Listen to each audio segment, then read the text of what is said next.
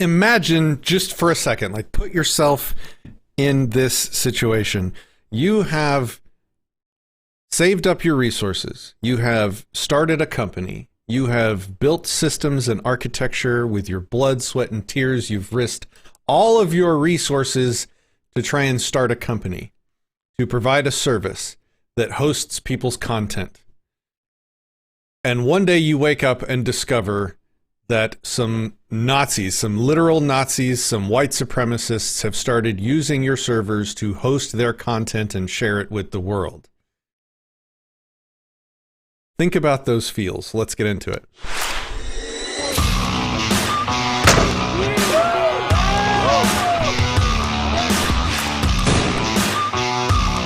He has a plan, she has a plan, and you get to pay for it regardless. The best way to get someone motivated is to stand for something strongly, deeply, passionately. Subscribe to Disenthrall. Do as you're told.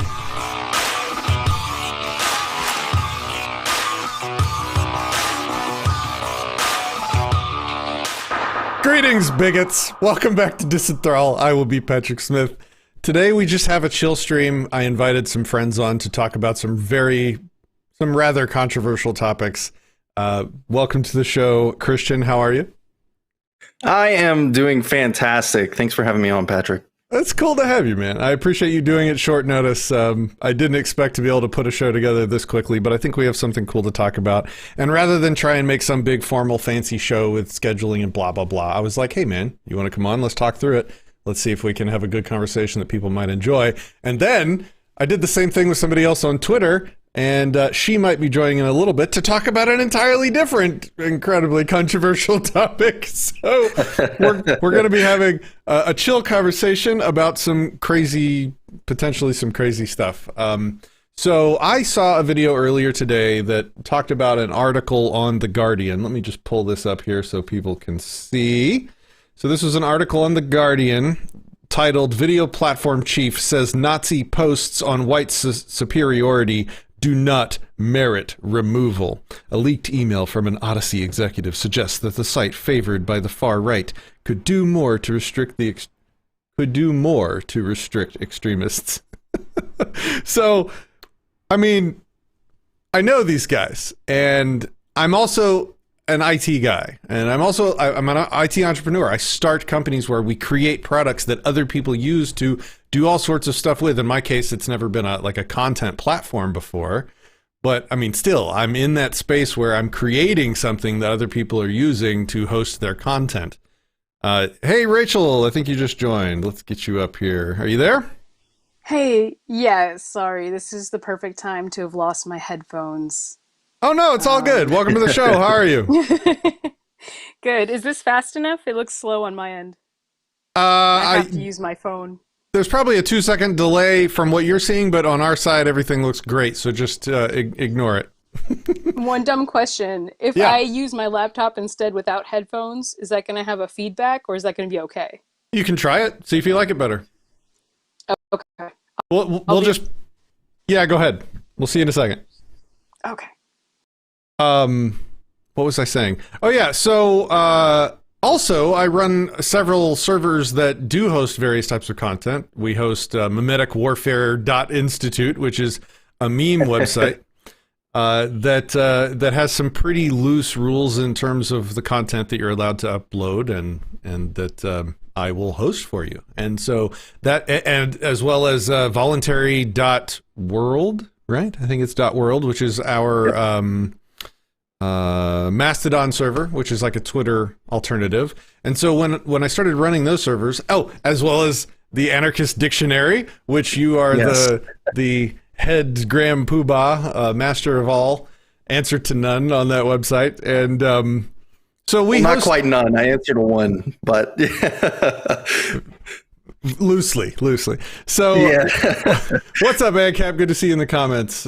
We are streaming on all the platforms today, including Float. Hopefully it will continue working this time. Anyway, I do have experience hosting servers, and I do have experience trying to think about and craft the content guidelines.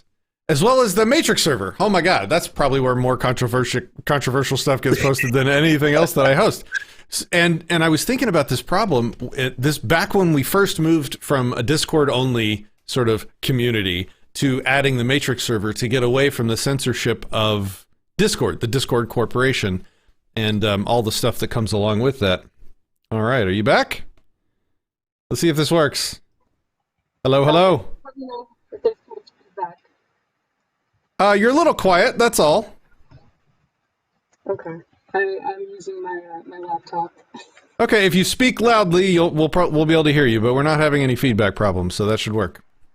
Okay, good. Even though I'm gonna sound like a yelling bigot more aggressively than I mean to. Well, that was part of our plan. We want to make you look like a bigot, so... If you could tilt your laptop, yeah, there you go, perfect. All right, so what was I saying? Yeah. Okay, so the Matrix server, when we were transitioning from the Discord server to the Matrix server, I came to a sudden realization that we depend on these companies that run our servers for our communities to do all of this hard work for us. So when it's just the Discord server, Discord way over censors and way over regulates speech and what's allowable on their platform and on their servers. And so while that's a pain in the ass and while that's a problem and while I don't like that, it does handle a lot of the drama for me. So whereas I might normally have to approach somebody and say, hey, don't post that Nazi stuff on my server. Why? Well, it's my server and I don't want it on there. Well, with Discord, I can just be like, look, you're going to get, Discord's going to delete my server if I allow you to keep posting that stuff here, so please stop. So it's like, I just pass the buck up to Discord. I put the whole problem on them, and because they're way over censorious, then it's like, I'm the good guy. I can be like, oh, I don't like the I don't like the censorship, but Discord, they'll delete the server or whatever. But once we move to Matrix and it becomes my sole sort of responsibility, well, not really, like, I still have to deal with the terms of service of the hosting provider I'm using for the server, but still, that's a much lesser concern. But nevertheless, like now I have to write a terms of service that actually attempts to draw a line in the sand across which I don't want your content on my server. And I had to do that with the Matrix server. And it's a lot harder than you think it is. Two things. Number one, to make that line clear enough that is not going to cause confusion and drama, because it's really hard to use language to draw that line in the sand. It's not as easy as you think it'd be to like define what's too offensive or whatever. And the other thing is it's hard to figure out where that line should be, because you want good discussion, you want debates, you want an open forum to challenge people's ideas. But you also don't want it to just be constantly overrun with garbage either. And like, I don't want to pay that server bill every month knowing that one of the chat rooms on the server is, a bunch of Nazis trading swastika pics or whatever. That there went demonetized. Bam! That fast. Anyway, so I guess I just wanted to open this discussion by saying that I feel the server admin side, and I also feel the entrepreneurial, I'm creating something with my own resources and blood, sweat, and tears, and it is like a personal, nasty feeling to know that some terrible content is being disseminated using my blood, sweat, and tears and using my literal property.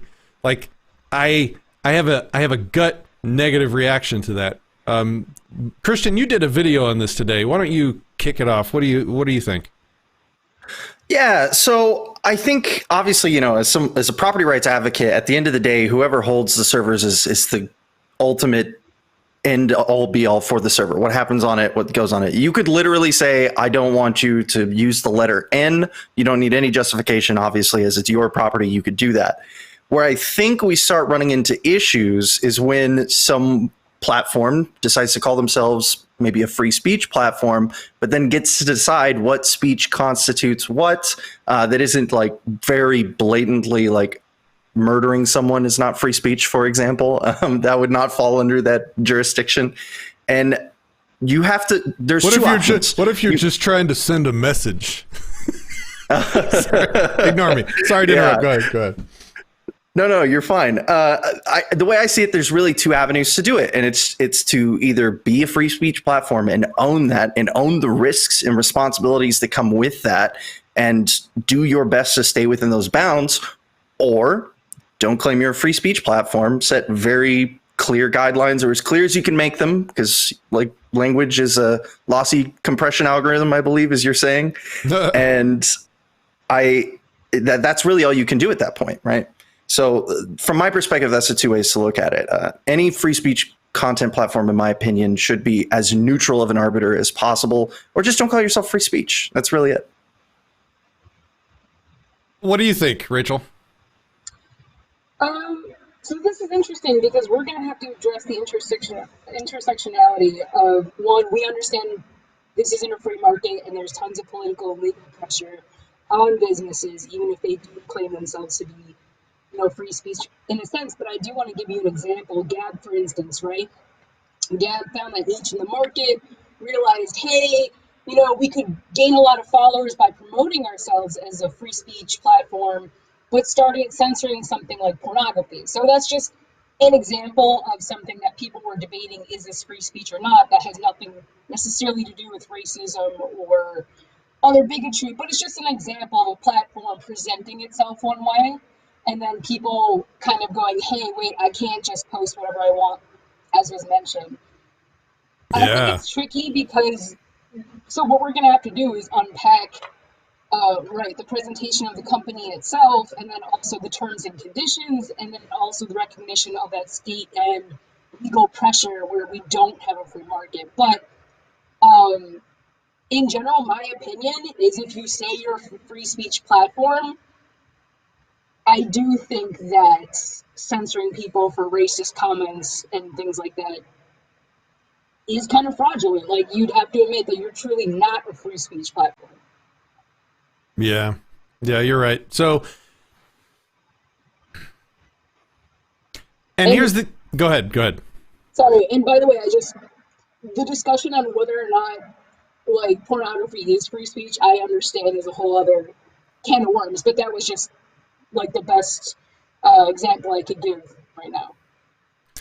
Yeah, no, that was actually a good example of where somebody had difficulty. They were like, oh yeah, free speech, rah, rah, here's the line in the sand. Oh wait, porn, naked people. Oh my God.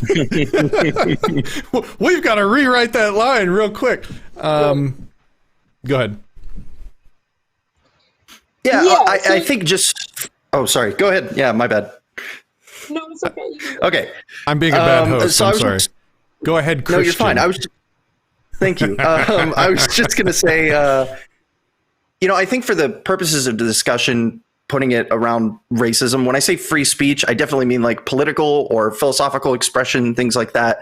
There are definitely cases to be made of posting. If you claim you are entirely free speech, you can post whatever you want, and then someone comes in and says no porn, then obviously they'd be contradicting themselves. But just for the focus of this conversation, correct me if I'm wrong, Patrick, but I think we're mostly looking at this from like a realm of politics or philosophy, right? Yeah, I mean, it's for me, this is what the conversation is for this brain. It's realizing that we need someone to host Nazi content so that we have something to rebut. Does that make sense? Like, if we can't hear the arguments, then we can't destroy them. What does that mean? Well, it means I need to be thankful that Jeremy and the library and the Odysee crew are hosting Nazi content. Holy crap, that's a crazy thing to say and think about and do. But the world needs that somewhere. How else can we find and destroy their ideas, right? So I guess that's what my brain is kind of working through in this conversation. Is like, I'm thinking about Jeremy, the CEO of Library, and just kind of trying to put myself in his shoes with this conversation and be like, wow, he's a liberty guy, and you know what? He's enabling some nefarious, nasty people to share their nefarious, nasty messages, which is kind of disgusting. But you know what? How else can I attack their ideas? I can't find them anywhere else. They get taken down. Over to you, Rachel. I'm not used to three-way conversations, so I need to pitch it to people. Rachel, do you have any thoughts? Yeah, it's okay. I just want to say, so I do want to preface that I have my own agenda in the sense of my own philosophical line in the sand is I'm cool with whatever people want to say. I'm not endorsing that as long as they don't violate the NAP, right? As long as they're not advocating violence or telling people to commit violence. That's my own personal line in the sand. So people can say, at least to me, I think that people can say as offensive or as rude or as, uncomfortable things as they want to say, as long as, again, they're not telling people necessarily what to do and they're not advocating violence against other people. That's where I stand on that. So, and I also think, too, that I'm a big advocate of free speech because people identify themselves, right, with their beliefs. And the problem is when you censor people, and I'm not saying that any platform necessarily has this obligation. Again, I see it as a market thing where it comes down to the platform itself and the agreement and the contract that it does have with the people that want to use it. But I do think that, yeah, if people can't say what they're thinking, you have no idea where they stand. And in my own personal experience, I've just seen like the same conspiracies and the same things repeated, unfortunately, in other spaces, and it gets underground, and then it doesn't really get to be refuted other than just censoring anyone who wants to bring it up again. So I think it's important to make that distinction of saying, hey, I might not agree with what this person's saying, but I recognize the importance of, yeah, making fun of them, right? I don't think racism or bigotry is a good idea. I certainly don't endorse it, but to me at least, it's like it has a right to exist as long as it does not violate that NAP. Well, you're saying that from a place where you could probably be thrown in jail for saying that too loudly. How's life going there? Oh, New Yorkistan? Yeah. Yeah, that's rough too. And by the way, I do want to segue a little bit. Even if we have good intentions, we do have to understand that the definition of racism and bigotry does keep shifting and changing and expanding to where you and I can say things we don't even consider. I don't mean to make a straw man argument. I'm just saying we could say things we don't even consider to be racist at all. But it's that incremental pushing of taking away our free speech. So even if you and I go, yeah, no platform should host Nazi stuff, it's only a matter of time before everything becomes Nazi stuff, whether it really truly is or not. So I do want to make that point. Those are all excellent points, and this is a really helpful conversation for me. It really, other people saying things doesn't hurt me, and more people need to just sit with that for a minute and realize that, like, you can go and say some dumbass, some wrong shit, some just wrong, evil, disgusting shit, and you know what? I'm perfectly fine, and it's okay to say that shit. But let me be clear. It's not an initiation of force. It's not something I can punch you over. I put my foot in my mouth deeply enough. I think I'll shut up now. Mark Miller has an amazing question that I think I will ask Jeremy next time I have him on the show. He said, so he hosts governments on Odysee? And I'm going to challenge him on that. I'm going to see. Yeah, right? Like, these are people that actually do threaten violence. So, like, if a police department signed up an Odysee account and started putting out PSA videos for the community on what they're going to, cage and arrest you or threaten you over, is he going to allow that on Odysee? Ooh, that's a good question. I can't wait to ask him. Christian, what do you think? That is certainly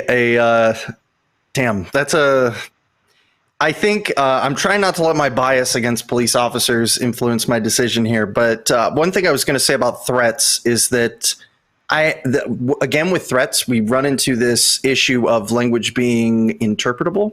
And if you say no threats and I say, man, that guy just needs to get punched in the face. Like that's me advocating for violence on somebody that like clearly fits within that scope. But I know that's not what you meant, right? I'm just using it as more of a way to demonstrate that, like if we have to crunch down on speech so hard that like you can't use any verb that is associated with a noun that could be seen as violence, like are we even free speech then? Like could I even type on that platform without getting banned at some point, And one more thing I wanted to say is that, look, there are very, very few markets I value more than the marketplace of ideas. And I love me some markets, man. That gets me going. So the idea that we would have to curtail that in some way to help people feel comfortable or safe and lose all of the possible benefits that comes with having free open access to that market. I don't know if it's worth it. I don't know if even just on a blanket cost benefit analysis, like if having the most deplorable Nazis, as long as they're not, again, like going out and executing, Jewish people on the side of the street, like that has having them gone worth losing the potential to be an interlocutor with them in the marketplace of ideas? That's the question I have to ask myself. And I can't answer that saying yes with a straight face. Yeah, so let's say that you pay $1,000 every month to host a popular social media website, and some communists sign up and start sharing and successfully sharing and organizing communist content on it, where they're sharing their ideas, they're creating new communists using your sort of social media server. What do you do, Christian? You embrace the fact that if you're a free speech platform, that this is one of the consequences of hosting a free speech platform, is that bad ideas, wrong ideas are going to get out there. And, we can have a debate on whether those things are actually bad or wrong. If somebody was to disagree, we couldn't do that if it was a platform that didn't host any free speech content. And there will be people who, regardless of the content being hosted on your server, either way, will still go to them on other platforms or find them somewhere else and be converted regardless. It's a difficult claim for me to say that any sort of onus is on the hosts of the server for the content that somebody else put on it. I'm not even really a huge fan of platform hosts being shut down or even fined or penalized or any sort of these other mechanisms for ensuring compliance for something someone else posted. I could see them like maybe being removed again if it's like somebody murdering someone, but then to say like, oh, this got posted onto your platform, we're going to whack you with the fine stick or something to make up for the damages, whatever scenario you want to come up with. That's a hard sell. That's a very hard sell for me. Yeah, Andre Moore in the comments says, is being against political Zionism racist? We're going to get into that. That's the next topic of the show. I don't know how you knew, but that's going to be one of the things that we talk about. And I would like to get into it because I've never talked about this subject before, and I have a lot more questions than I do answers, and hopefully it'll be a good discussion. But Rachel, do you have any other thoughts on this topic, sort of censorship platform stuff, before we move on? Yeah, I absolutely do. I think to sum up my position, I first come at it from a philosophical, moral position where I believe in freedom of speech, even if it's offensive. But secondly, like Christian kind of noted, there is a utilitarian purpose to it and a lesser evil aspect, where if someone said, I don't really care as much about the moral position, I don't really care about the philosophy, but when you do censor people, I think it does push them towards more radicalization of their ideas and more of an echo chamber, and less quality control in that sense, and less, feedback from the public as well. And it pushes people more ironically, or maybe on purpose, towards violence, truly.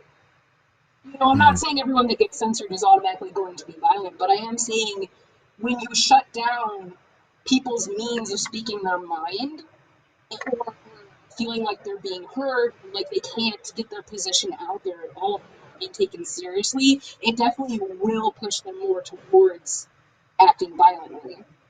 Interesting. So less sort of an evil if someone, again, doesn't care about free speech, but wants to look at it from a consequentialist perspective. That's interesting. I hadn't thought about that before. Thank you. Go ahead, Christian. I was just going to say, just to add on to that, look at the flat earthers, for example, that were deplatformed for saying flat earth stuff, which is clearly within the lines of free speech as far as I'm concerned in the topic of this conversation. They immediately went to the talking point that, oh, they're trying to shut us down because we have the clues necessary to see through their lies of big globe. So it just goes to show exactly what she's saying, that it doesn't stop flat Earth from existing. It doesn't poof flat Earth out of existence. It doesn't stop people from finding it and believing it. And for some people, it's a reinforcement. Like, yes, we were shut down because we were that close to breaking big globe. And that to me just proves once again that from the utilitarian perspective, like she was saying, there's not as much gain as people really believe there is from shutting down speech.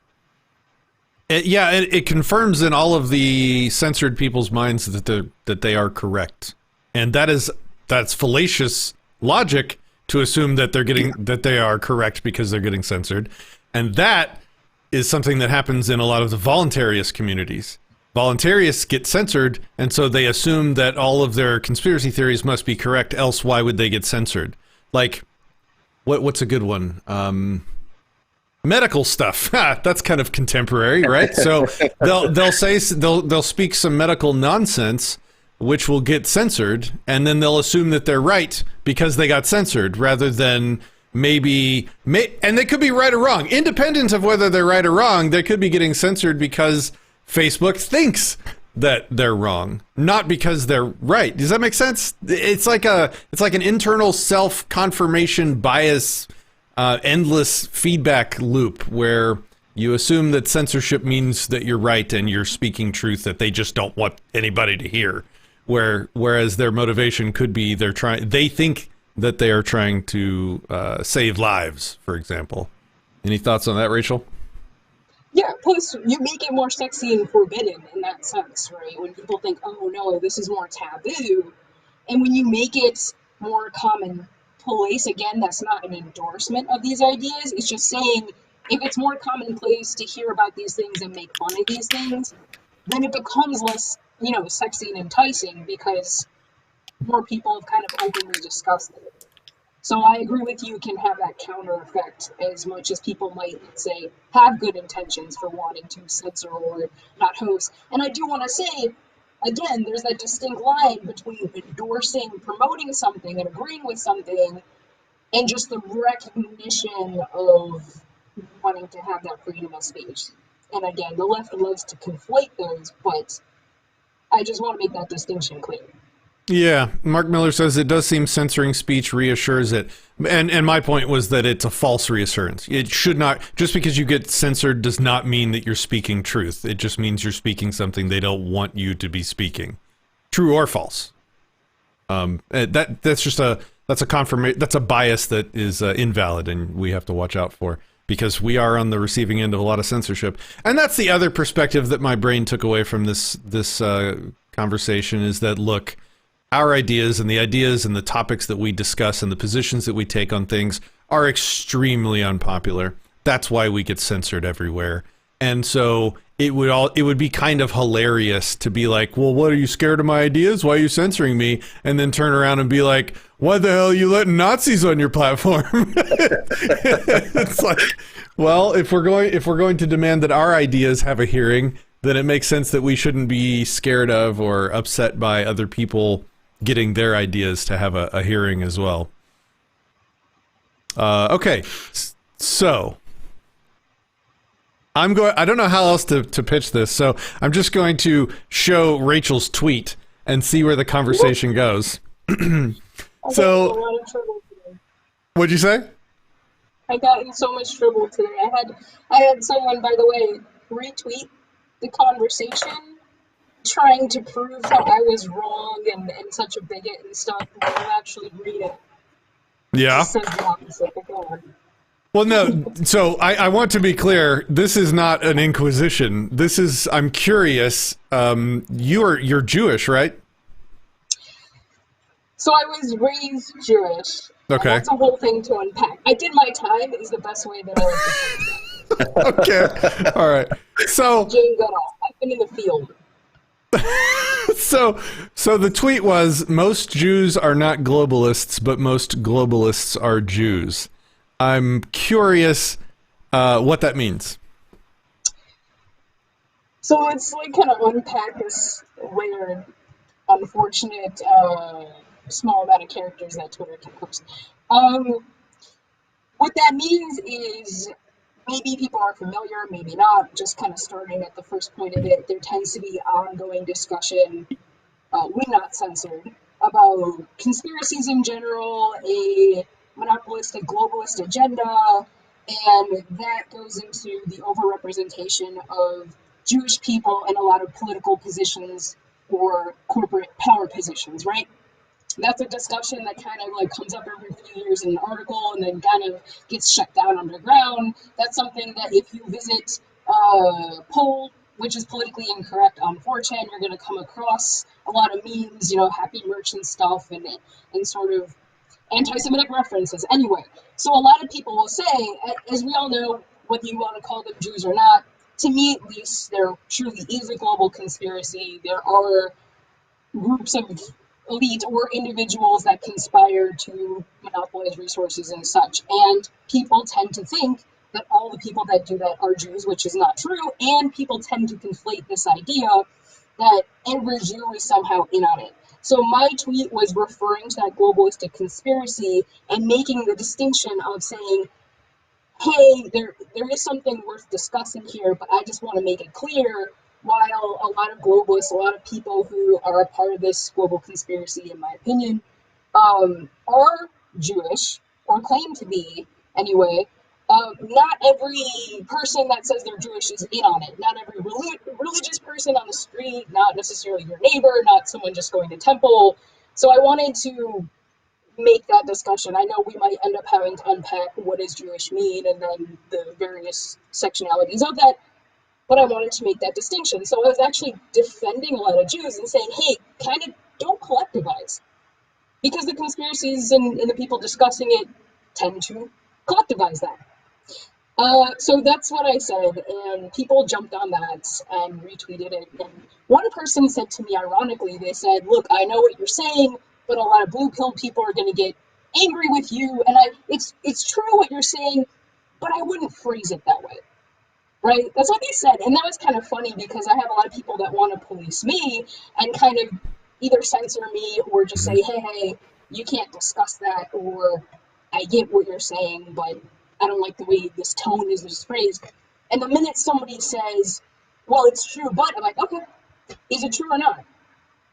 Yeah. I'm sorry if it's offensive. I'm sorry about my tone. Is the statement true?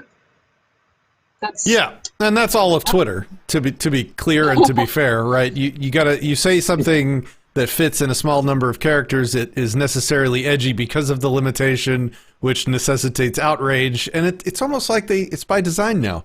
Because they could have raised the character limit anytime they wanted.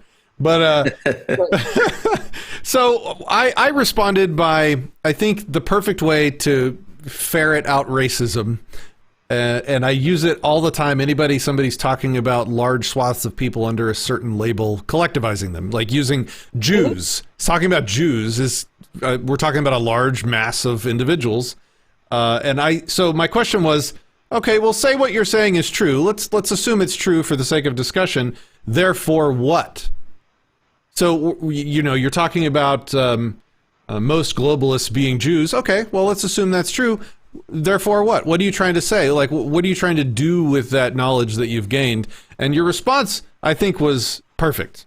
You said, therefore, we can deconstruct the JQ into a more accurate picture and approach it based on the specific individuals involved and not incorporate innocent people. You basically said, look, we need to decollectivize, or we need to disconnect the word globalists from the collective known as Jews that includes a lot of people that have absolutely nothing to do with it. I think that was the perfect response. And so that's why I use that question, because it sort of drives that wedge into down through all the layers of garbage to get to specifically what that person's intent was for saying that thing. Now, if you had said, because we need to watch these people, or if you know what I mean, like, that would have given me the other answer to the question, but you didn't do that. So, and then a bunch of people responded with the typical Twitter emotional butt hurts and aspersion casting. But yeah, I mean, I thought you responded well.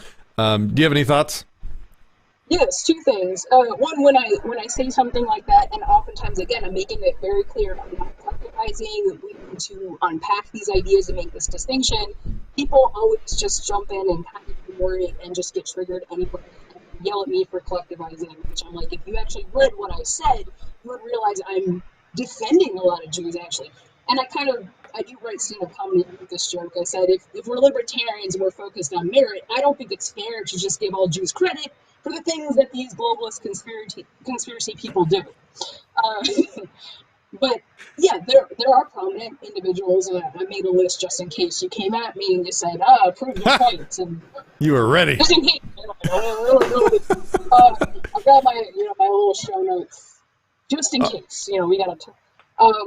Awesome. But yeah, absolutely. We should focus on the individuals, and so it's like I wanted to validate that yes, there is a conspiracy. However, let's try to look for truth and be as accurate as possible, even though we are discussing something so sensitive.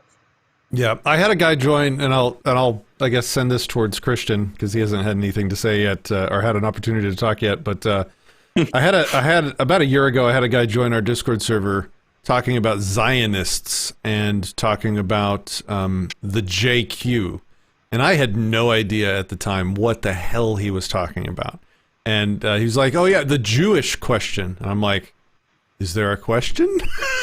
Like, what is this about? So he links me some videos that were just multi-hour racism marathon, basically. Like, I'm oversimplifying a lot of it, but that was my takeaway from watching them. Christian, have you seen any of that? Have you heard of the Jewish question? What are your thoughts on it? Yeah, I spent a little bit of time roaming around philosophy discords trying to get into debates with people, and the majority of which were unsatisfying. But this was the first time I had ever heard of the Jewish question about, I don't know, probably about 3 months ago now. And I also was linked multi-hour long videos talking about the massive web of Jewish infiltration into the globalist elite, I guess is the phrasing for it. And really, I think I want to take my time to talk to actually ask two questions. And one, when I get so many definitions of globalist that half the time I don't even know what we're talking about. So like when you say the most of globalists are Jews, what do you mean by a globalist? Is it like Joe Biden, or is it like business executives, or is it all of them?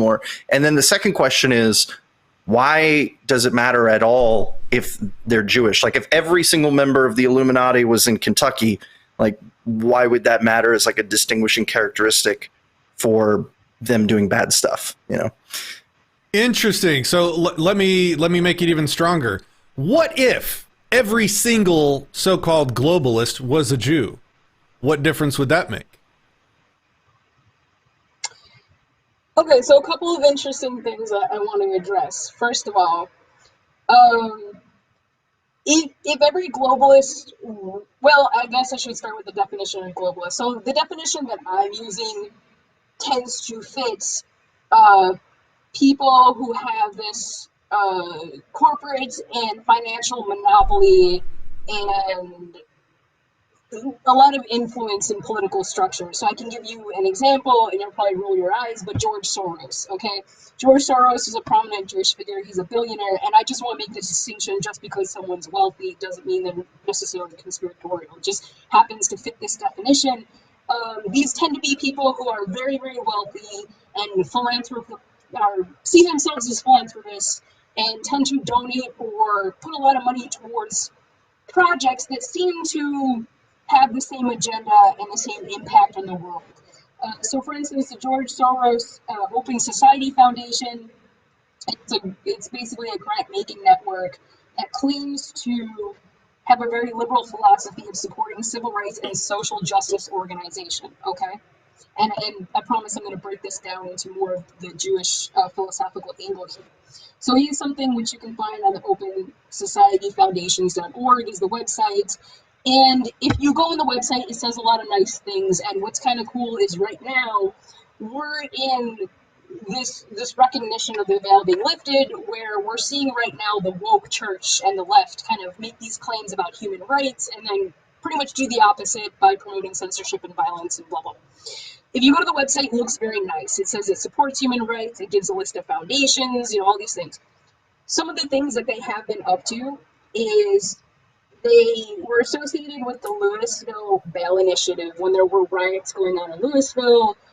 There were people that were Soros Justice Fellows that were supporting rioters by giving them signs, gears, and weapons and things like that. There was also the Minnesota Freedom Fund, which tended to align with the National Lawyers Guild that bailed out a lot of violent Antifa members and things like that.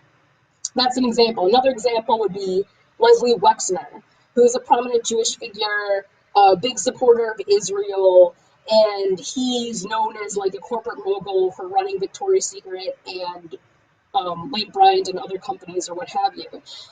He had Jeffrey Epstein as his alleged financial advisor for years and years and years, and pretty much being a part of it. You're both familiar with Jeffrey Epstein? Yeah. Yes. Okay. The man who's still alive. Like listing all these names. The man who's still alive. Yeah. That's hilarious. Right. And so I just want to say, in case there's anyone listening who doesn't know about him for whatever reason, Jeffrey Epstein was a prominent, allegedly Intel propped up fake hedge fund manager who ran basically a pedophile blackmail ring against a lot of prominent politicians, including ex-prime ministers of Israel and his right-wing woman, Ghislaine Maxwell. Oh yeah, Jeffrey Epstein. This was after years and years and years since like the early 2000s or maybe the 1990s or whatever, where this was a global conspiracy that is undisputed, meaning the mainstream media protected him, the legal system protected him, Hollywood protected him. Everyone kind of knew it was an open secret that he was running these rings and blackmailing people and committing all this fraud. Everyone knew about it. He got like a slap on the wrist at one point, the most, and pretty much the entire system, that cathedral, if you will, protected him, right? It's one of those conspiracies that, again, you can say what you want, you can be offended, but it's true, right? And even the system eventually admitted it. A lot of politicians admit it. Yeah, it's true. Ghislaine Maxwell, and he allegedly finally went to jail, but people will refute whether or not he actually hung himself or was killed or is having a cocktail in Israel. We don't really know. But his right-hand woman, Ghislaine Maxwell, who is the daughter of Robert Maxwell, who's a prominent Israeli spy, she also was running pedophile rings, and she's currently facing, like, she's in prison in Brooklyn or something, and she's, like, facing court in November or something like that. Anyway, to get back to what you're saying, these people have had a lot of influence. They've done terrible things. They've been protected by the system. They've, hustled around a ton of money. We can get into Jeffrey Epstein supporting the Clinton Foundation and the Bill and Melinda Gates Foundation. So there is a disproportionate amount of people who do identify as Jewish, whether that's semi-religiously or ethnically or supportive. Well, they are Zionists, but that doesn't necessarily just make someone Jewish. I'll get to that in a second. And you have other people who do similar things, like Bill Gates from the Bill Gates and Bill and Melinda Gates Foundation. I'm not saying they were trafficking people, but I am saying that they were associated with these other big corporate philanthropic moguls or whatever who aren't necessarily Jewish. Joe Biden isn't necessarily Jewish, but they pretty much support all these people and they're all friends. So a disproportionate amount of them are Jewish. They do seem to have this agenda of this global control and this power. Now, in terms of what's interesting too, I do want to break this down, that these people aren't necessarily super religious Jewish. So Judaism is interesting because the word Jewish can be broken down into a few definitions. So there's the religion of Judaism. But before we get to your breakdown, and I would like to hear the breakdown, but I want to know if you had any thoughts specifically on what I said, where, like, let's just say, for argumentation's sake, that every single globalist was Jewish. What difference would that make? What does the being Jewish have anything to do with an agenda of global control? Is there? I mean, do you think that there's a link there somehow between the genes and the I guess activities? Because to me that seems absurd. It seems like, why? It's like Christian said earlier. Why are we even talking about this attribute when we're really just talking about a group of people working together to do nefarious things? Well, to unpack that one, I don't think behavior is contingent upon genetics. I don't think you're suggesting that, but I just wanted to make that clear. Secondly, Wait, what'd you say? Say that again? Behavior is not contingent upon genetics. I'm not implying that these people are acting a certain way because of their genes. Okay. Well, I mean, I think we can accept that. Yeah, that's a longer For the purposes of conversation, the but go ahead. Yeah. You mentioned genes, so Yeah, I was just trying to I was basically saying, like, there's no globalist gene, right? Is there? Are you saying that there is? the reason to connect these things, the reason I was breaking down Judaism was because I was going to eventually answer your question in terms of Judaism as a philosophy and religion. So there is this idea of like tikkun olam, is this Jewish philosophy of making the world a better place and having a sense of duty to do so. And that can be twisted and perverted in the social justice sense. So a couple of things here. One, if all the globalists were Jews, I think that would be a bigger problem. And I'm not saying like, oh, there needs to be more Jewish globalists. I'm just saying that would be a bigger problem because that would be a larger implication of this being a specifically Jewish agenda. And I think it would be harder to refute that, right? If just all the Jews, or if all the globalists were Jews, it would be harder to refute that idea of collectivism because people would just constantly be pointing to that. Secondly, in terms of their Judaism, like I was saying before, Judaism can be a religion, an ethnicity, and a philosophy. And unfortunately, it depends how that individual interprets it. Some people can take that from a supremacist angle, right? Because there's definitely like an in-group preference for a lot of Jewish people who protect each other just in general. But with these prominent figures, they could either take it from a supremacist lens of saying, well, I'm Jewish, these other people are not, and I can treat them however I want because they're Gentiles, so it doesn't matter what happens to them, so I'm not doing something immoral. So there's that twisted philosophy that can apply. I'm not saying obviously all Jews think that, but that is one way they can use their identity as a justification for what they're doing. Or, like I mentioned earlier, and to really credit this out, Michael E. Jones had mentioned this about Justice Ruth Bader Ginsburg, which I thought was interesting, and it got me thinking. Tikkun olam, this philosophy of making the world a better place and having a duty to do so, can be twisted into thinking of social justice and how it is someone's, as a Jew, like their duty to try to usher in that social justice. And you and I can also get into how maybe someone could even have good intentions with social justice, but how it ultimately really turns out, although I tend to think social justice is often like the George Soros Foundation, the human right concept is really a twisted, perverted cover. It's a political cover for doing these terrible things. So oftentimes, and I want to make this clear, they have used their identity to hide what they're doing, which is unfortunate and sad. I'll give you an example. Like Alan Dershowitz is a prominent Jewish lawyer, okay, who defended Trump during the impeachment trials or whatever. And anytime he was also implemented in the whole Jeffrey Epstein pedophile ring by victims, and he claimed that he went to the island and he had no idea what was going on, and he got a massage by a girl who he thought was of age, and he kept his underwear on, like that guy, right? Any accusations thrown at him, he claimed was just anti-Semitism. So a prominent thing I want to display here again, to sum it up, a lot of these globalists tend to hide behind their identity, where when they do get called out for doing things, they defend themselves by saying, oh, no, you're being anti-Semitic. Or they have a supremacist position of where they think that it's fine to do what they're doing because these other people are Gentiles, it doesn't matter. Or that social justice, we can say that philosophical perspective, and this is the way that they twist it.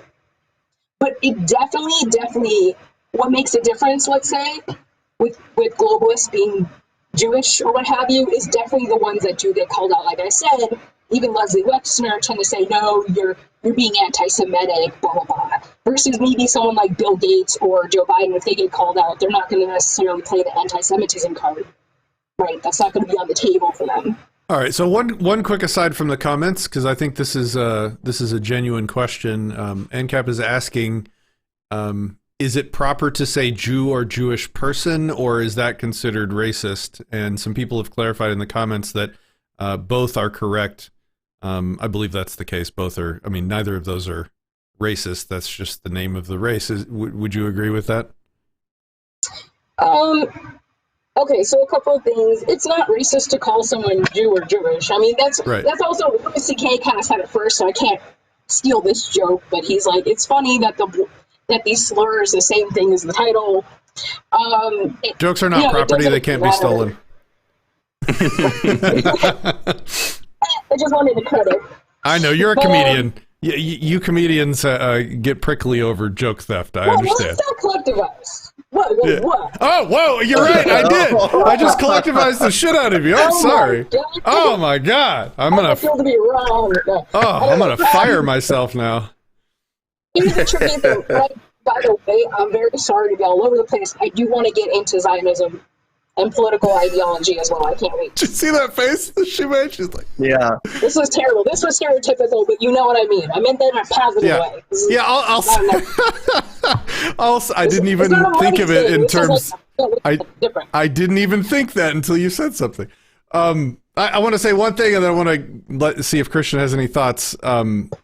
I think that it's on Occam. It's an Occam's razor thing. I think it's much more of a simpler explanation to realize that a lot of the Jewish bloodlines have higher than average IQs. It makes sense that people with higher than average IQs would have higher than average life success rates. They'll get farther in the companies that they join. They'll get higher in whatever hierarchy that they join. They will be more successful in general in life. No matter what, it's not the race is what I'm saying. It's just the IQ. And so if your group of people have a higher IQ, higher than white people from with like Ashkenazi, for example, right? They have one of the highest average IQs of any. We're currently getting our channel deleted from YouTube, but it's if I remember correctly, like Ashkenazi Jewish lineage has the highest average IQ in the world, I believe. Maybe the first or second. And so it makes sense that they would get farther and higher in any kind of establishment or any kind of hierarchy or any kind of structure or anything they do. They're going to get farther in, is what I'm trying to say. So that to me is a much more reasonable explanation for why there's so many sort of Jewish people in leadership positions. Christian, it's your turn. What do you think? Yeah, so I hate that we're apparently always thinking on the same wavelength, because that was pretty much one of the things that I was going to say. But I kind of wanted to, again, take that just like another step further. And I still don't know if I'm convinced that Jewish or being Jewish or Jewishness or whatever descriptor you want to use for that is necessary when we're talking about these things. And I'm not even talking from like a rhetorical perspective. It seems like it's based in some sort of like fundamental, dare I say, misunderstanding and like what's going on. Because one of the reasons why I wanted you to explain globalist was just to clarify that we're not talking about exclusively Jewish people. So we know that people other than Jews can be globalists, which therefore automatically means that like you correctly stated in your tweet that like we can't say like, oh, all Jews are globalists, because there's other factors that can lead to someone being a globalist. Like there's a case to make because Target donated to the Gates Foundation. The Target CEO or whoever leads donations is a globalist now too.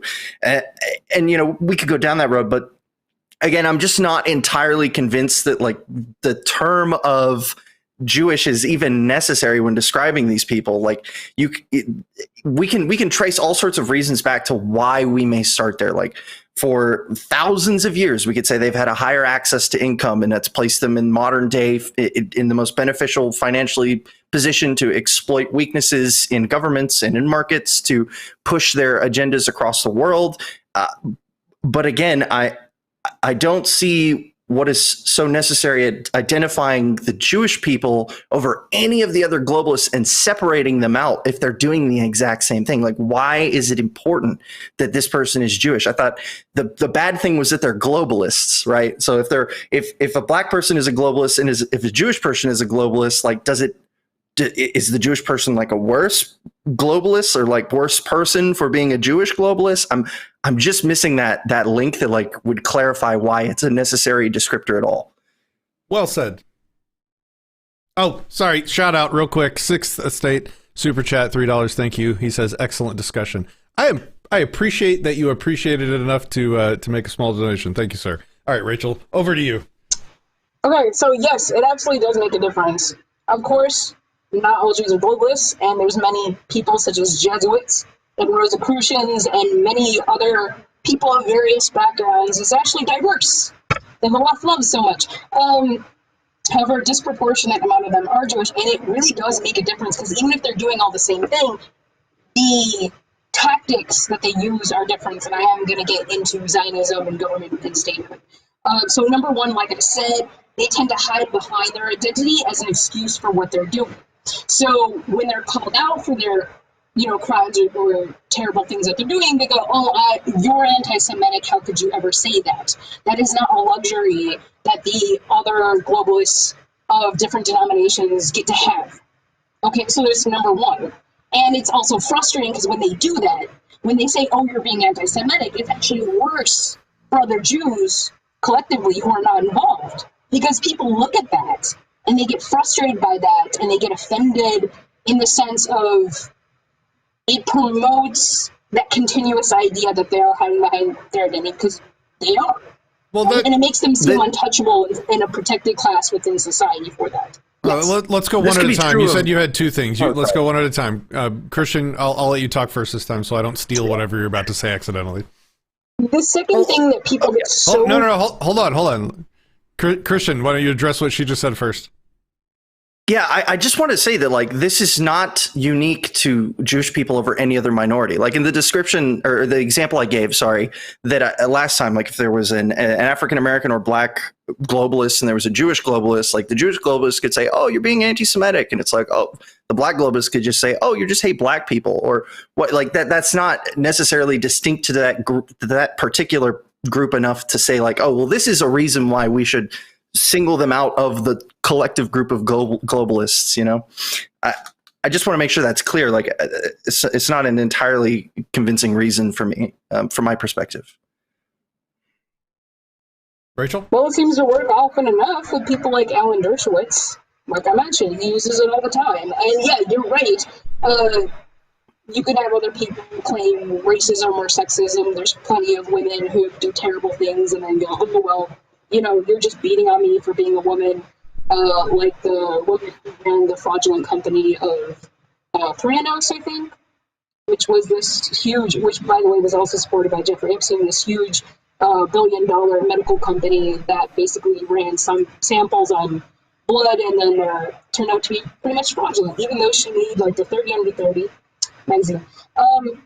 So I do want to add the distinction to that. Another thing too is they hide behind that identity to justify things that are done in the name of Israel. So not all Jews are Zionists. Zionism is that political ideology that supports the state of Israel and supports the government. And unfortunately, a lot of people who are Zionists and basically colonizers want to hide behind that Jewish identity. Another thing I want to add, so yes, let's say a black person can say, you're being racist. The thing about anti-Semitism is they also get to reference the Holocaust, and anyone who speaks out against them, if they're white, they can say, you're just being a Nazi, you're being a white supremacist, blah, blah, blah. So it's not just accusing that person of having a racist ideology, but it's even farther of trying to shut them down. And if you call someone a Nazi, you get a lot of benefits of justifying why that person specifically should just not be listened to, right? You label someone a Nazi and then more people are less likely to listen to them. Okay, yes, I suppose a black person could call someone a white supremacist or a Nazi, but I think that when someone claims that they're being persecuted for being Jewish, then everyone listens and it's, no one questions it that often, right? And I'm not saying that anti-Semitism doesn't exist in the real world, it absolutely does.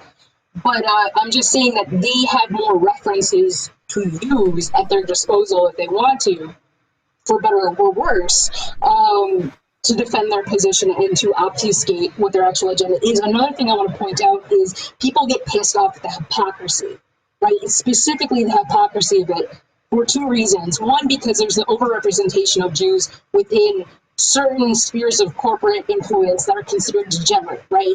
So the porn industry is an example of that. Hollywood is an example of that.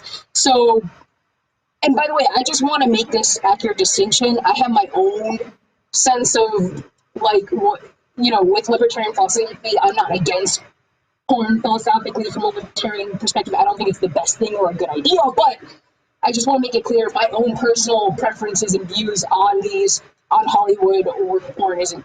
Like, I'm just pointing out that, for instance, the Knesset in Israel tried to ban porn from people's ISPs, okay? Saying that it was degenerate and terrible for children. But at the same time, there's a lot of Jews in the US that are promoting porn and in the porn industry. So people look at that and they get kind of pissed off and they go, well, why are you doing this here and not doing it there? And then another thing is, people that support, Zionists support having an ethno-state, right? Because so Judaism, it can be an ethnicity, and it also can be a race, theoretically speaking, because there are, you mentioned the high IQ, there are isolated genes within certain tribes, so to speak, like the Ashkenazi lineage, that can really be narrowed down, okay? So for instance, like my background, according to 23andMe, take that for what you will, is Ashkenazi, right? Which is, and that gets a little complicated in the sense that Ashkenazi lineage, in terms of race, kind of more comes from Europeans and less so like actual Jews from the Middle East, but is what it is. You can kind of identify that as a racial group, technically speaking. So when you ask someone if they're Jewish, again, like I said, it has various definitions of religion, philosophy, ethnicity, and race, which there's a lot of other groups I don't think necessarily are as complicated as that. So a lot of Zionists promote having an ethno-state. They promote closed borders, right? They promote having in-group preference at the exclusion of other people. But you have a lot of Jews who are fine with that in Israel, but then come to the U.S. and say, no, the U.S. has to have open borders. They have to accept people. They have to accept immigrants. We need to promote social justice here. We need to promote homosexuality and human rights and civil liberties here and all this stuff. So people get pissed off at the hypocrisy of that, especially white nationalists, not because they're just Nazis, but people who are like, hey, they want ethno-state in the U.S. Why is it Jews are totally cool with an ethno-state in Israel, but they want to come here and say, oh, it's evil and it's wrong for anyone to want an ethno-state here? And again, this is separate from my own personal libertarian philosophy of I'm all for open borders. I don't like the state. I don't like the state of Israel because it is a state. If Jews want to voluntarily move somewhere and start a community, I don't have a problem with that. Okay, so there's my own personal philosophy, and then just kind of pointing out why people are so pissed off with these globalists who are Jewish and how their brand of Judaism specifically is contributing to the philosophy of why they're doing what they're doing. Does that make sense? I know it's quite a bit. Christian, that was in response to you. So if you have anything to say, go ahead. Otherwise, I'll redirect to the sort of like the last topic. Really, I mean, I think there's a lot to unpack here. There's a lot of information, but we talked about the hypocrisy. I think is an apt example, because just because someone is inconsistent and is being hypocritical as an individual, it's hard to ascribe that to a group, which I know we're trying to avoid collectivizing, but correct me if I'm wrong, please, once I'm finished. But if it sounded like you were saying like, oh, well, the globalist Jews in America want no ethno-state. They think all the borders should be open, etc. But in Israel, they have conflicting interests for whatever reason, or perhaps extenuating circumstances, but they want the ethno-state per se over there. And then my issue with that is again, like, their hypocrisy alone doesn't necessarily change. There are plenty of globalists who are hypocrites. Plenty of like Bill Gates is like basically a living hypocrite. Like we could go on and on and on about the different things that globalists have done. I'm just looking for that, like that single characteristic that even makes it like worth distinguishing these groups already deplorable people into like a subgroup which gets more attention than the rest of the groups. Because when you hear about globalism, yeah, you hear about Bill Gates, yeah, you hear about that, but what is the immediate mind connotation for someone who isn't like in the in group of this kind of culture? It's the anti-Zionist, if you want to call it that, rhetoric of like focusing on Jewish globalists, focusing on the George Soroses, focusing on the Jewish question, when if it was just like against globalism, I think there's a lot more people who wouldn't have an issue with that. And I can't tell really if I'm dipping too far into like what is more rhetorically effective or if I'm, still on track here. Maybe that's my fault, but I'm just trying to make that clear. Control, manipulate scientific data, take over, blast, control, world government, shut down infrastructure, ship everything to China. Exactly. I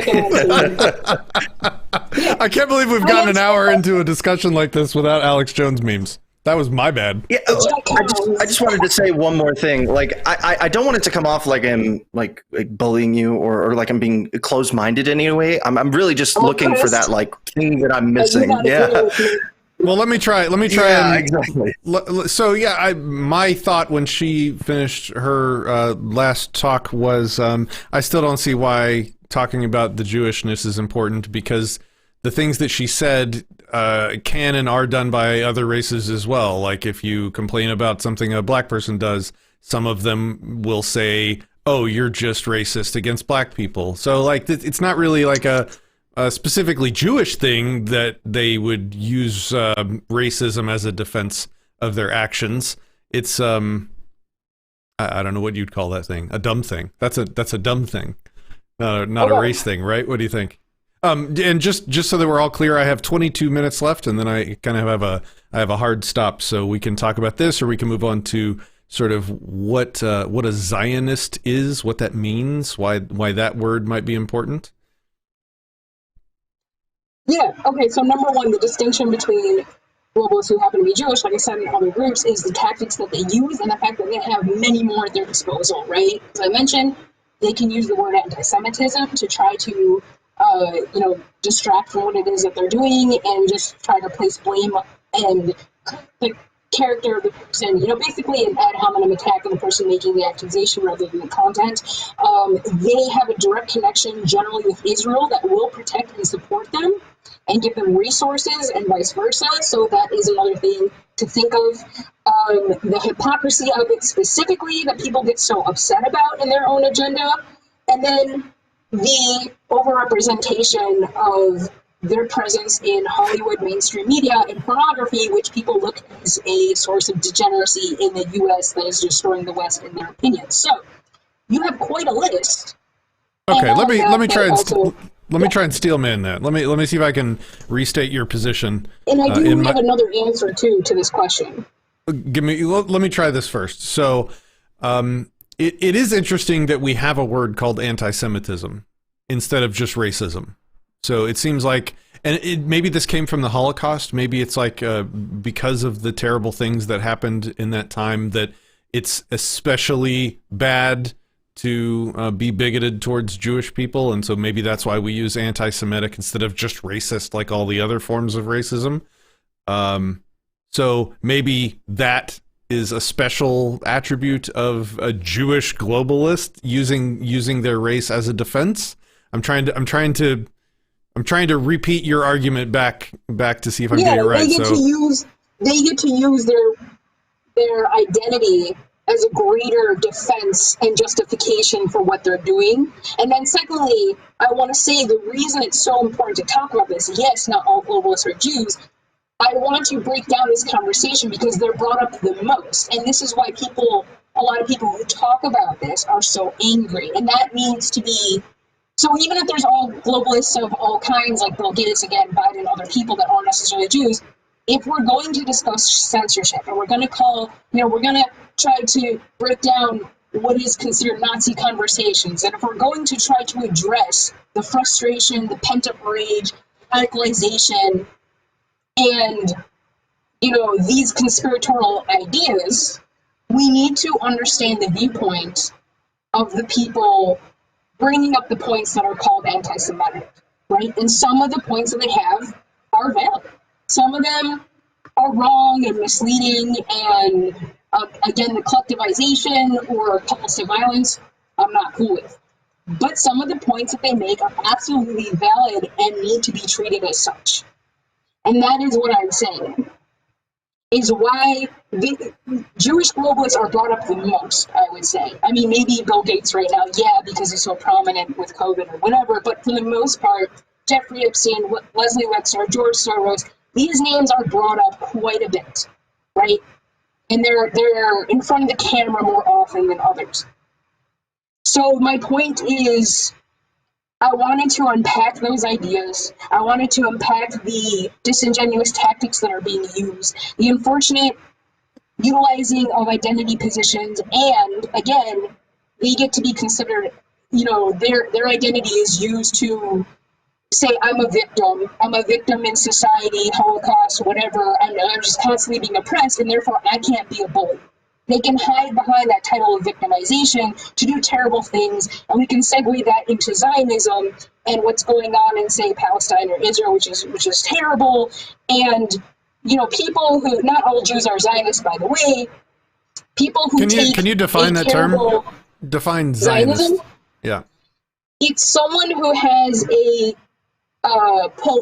political ideology that promotes the statehood of Israel, which again, not all Jews are Zionists, but that's basically what it is. And there's many people who aren't Jewish who are Zionists, like Trump, for instance, right? People who, again, support the state of Israel and also tend to be apologistic in terms of the many abuses of human rights that it has, okay? And then also tend to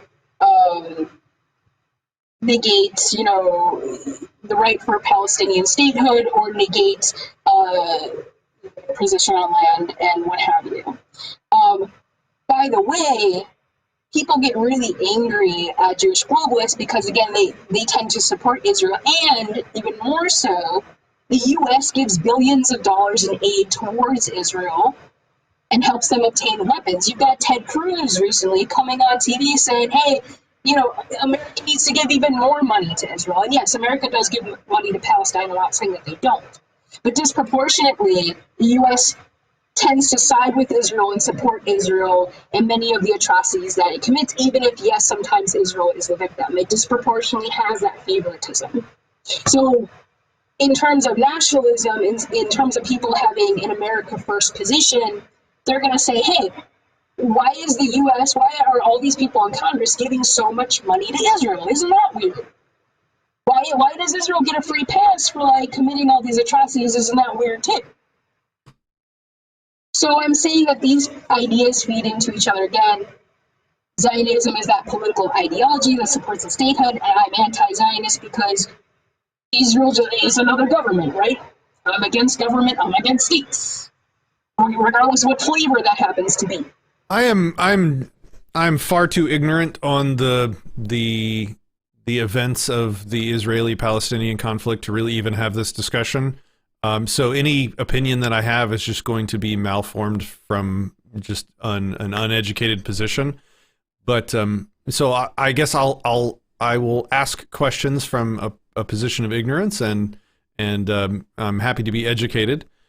From what I have seen, which may or may not be accurate, it seems that the state of Israel as a group, as an army, as a state, when it attacks, let's say, Palestine, they attempt to limit their collateral damage to military targets, whereas in the other direction, we're seeing, this is the hot issue this week, right? We're seeing video of just straight up civilian targets being hit with missiles, and they have the missile defense system protecting civilian targets, which is terrorism. There's the unspoken rule among statists, right, that militaries are only supposed to attack the enemy's militaries and leave the civilians out of it. Unlike the U.S. with Hiroshima and Nagasaki, of course. But so from that perspective, That I guess that would be the simplest explanation for why the U.S. might support Israel over their enemies, their competitors over there, because it seems like they're the more sort of civilized, quote unquote, civilized of the other countries in the region. How is that for a question? That wasn't a question, was it? What do you think about that, Christian? Do you know anything about that? Let me give it to Christian first, because he hasn't spoken in a minute, and then we'll come back to you, and you can tell me how terribly wrong I guess I was. So, because of my own involvement with conflicts in the Middle East, geopolitics became a very, very big interest of mine, even before I became a voluntarist. Like when I was just like a little burgeoning libertarian flower out of my constitutionalist shell. And so the first immediate question that kind of going back to the Occam's razor thing, right? Like we have this giant conspiracy of like the United States trying to fund this like global ethno state when there is a significant tactical advantage for maintaining geopolitical power with the existence of Israel. They rely on us. They have a powerful military. They're in a centralized location. That is extremely useful for us. We stockpile resources there to use during conflicts. They help us out. Stop. If you say we one more goddamn time, oh God, I am not part of that we. I am not doing any of those things. Sorry. Okay, just admit all of the. I'm sorry. I did it. I'm sorry. I just am trying to get this. I'm trying to get this information out in a timely manner, and I didn't think to correct my collectivism. No, that's very fair to correct me on that. The United States government, which I used to be a direct participant in, is very much so benefits from Israel outside of just the idea of like, ooh, we want a Jewish ethno state. Like there are very, very defined tactical reasons. And I can't help. I'm sure I'll get called a Zionist shill after this. I don't care one way or another. They could be an entire city of civilization of flamingos. There would still be some sort of tactical advantage there as long as they could help us out in Middle Eastern conflicts and maintaining geopolitical power. And on that same exact note, we also give a lot of money to a lot of other countries in the Middle East. Like we have a huge, massive vested interest in Yemen. We participate a lot in conflicts surrounding Yemen because these are regions of the Middle East that are important for us, for the United States to maintain power over that region, which I think is a much clearer justification as to like why we would have a vested interest in them maintaining stability, maintaining their territory, etc. Yeah. Okay. And chat is mad at me. So I don't know how many more caveats I could have added before I asked those questions or made those statements. I think I said I was ignorant and unknowledgeable about 7 times. So if you're mad at me after I admitted that much ignorance, I don't know what to tell you. I'm giving you my impressions of what I've seen to continue the discussion. And now Rachel is going to tell me how terribly wrong I was. So Israel does get special treatment, and I already addressed what you said, Christian, which is, yes, they do give money to other programs like gender equality in Palestine or something weird. But there's all kinds of, foreign aid, whatever packages.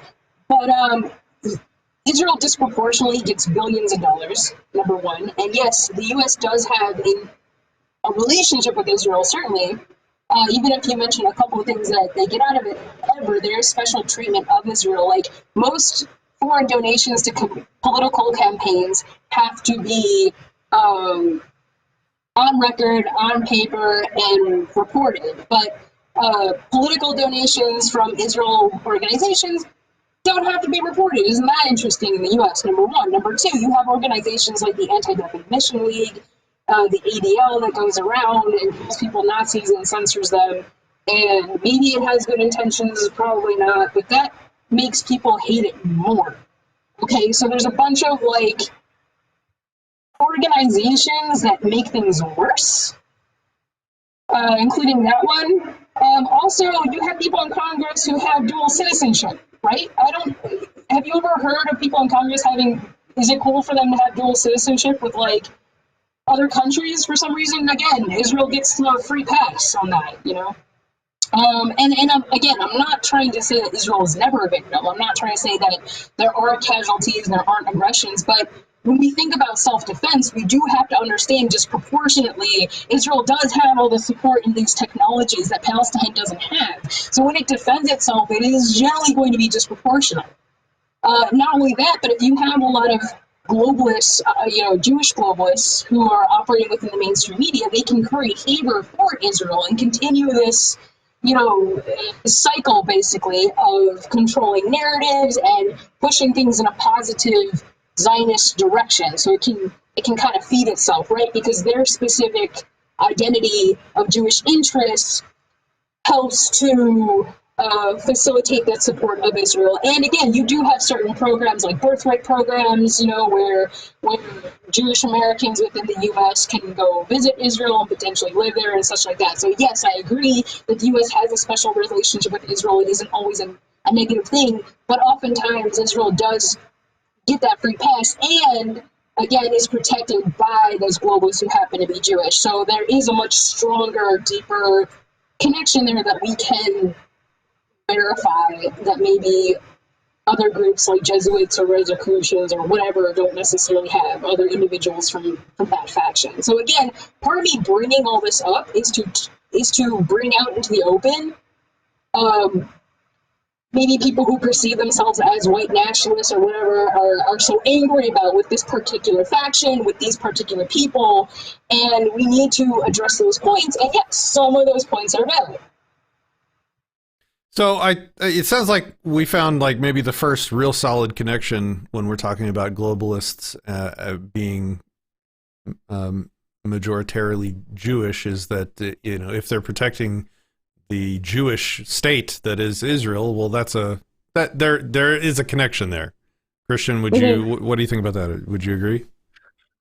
Yeah, I mean, sure. Yeah, there could definitely be a link there between globalist interests in Israel, 100%. Like I was talking about earlier with the notion of there being a massive geopolitical influence in having and maintaining the state of Israel. Like that to me is that's a conclusion I came to a long time ago. Like it didn't require any extraneous information to say that the United States as a power structure gains a lot from Israel existing in many ways.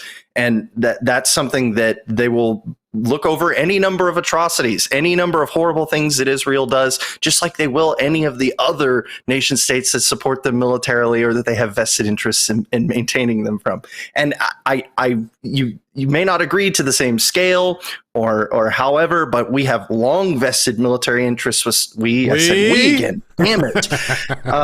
The United States. It's a habit you got to break, isn't it? Yes, it is.